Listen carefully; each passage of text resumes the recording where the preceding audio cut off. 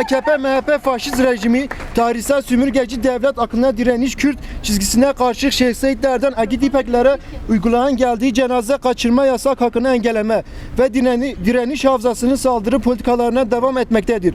Dün bu saldırı politikalarını protesto etmek için ana Kayader önünde barış annelerimizle birlikte gerçekleştirdiğimiz basın açıklamasında polisler işkence yöntemiyle saldırı gerçekleştirdi.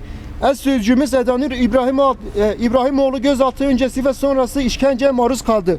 Gençlik Baskılar bizi yıldıramaz. Baskılar bizi yıldıramaz. Gençlik Meclisi sözcüğümüz hem de genç kadın kimliğiyle nedeniyle hedef gösterilerek işkenceyle gözaltına alındı. Yine birçok arkadaşımız barış annemiz ve cenazesi kutu içerisinde teslim edilen Yılmaz Uzun'un babası İbrahim Uzun da işkence ve kötü muameleyle gözaltına alındı. Demokratik siyasetimize karşı işkence yöntemleriyle karşılık verilmesi korkaklığın göstergesidir.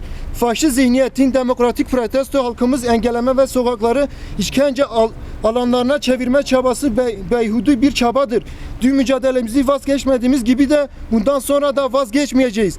Bizler çok iyi biliyoruz ki bu saldırı, gözaltı ve işkenceler iktidarın savaş politikalarına, tecrit politikalarına bir parçasıdır.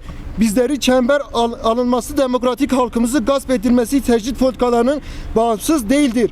Bu bütün Kürt halkının çökertme ve hafızasına yönelik yapılan bu saldırı karşısında durmaya devam edeceğiz.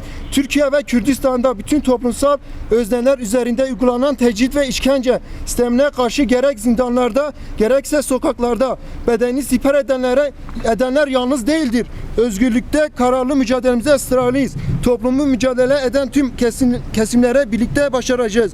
Bir adım dahi geri gitmeyeceğiz. İşkence boyun eğmeyeceğiz. Tarihi mücadelemizden daha yükselterek toplumsalda eşitlik ve özgürlük var edene kadar mücadelemiz büyüteceğiz.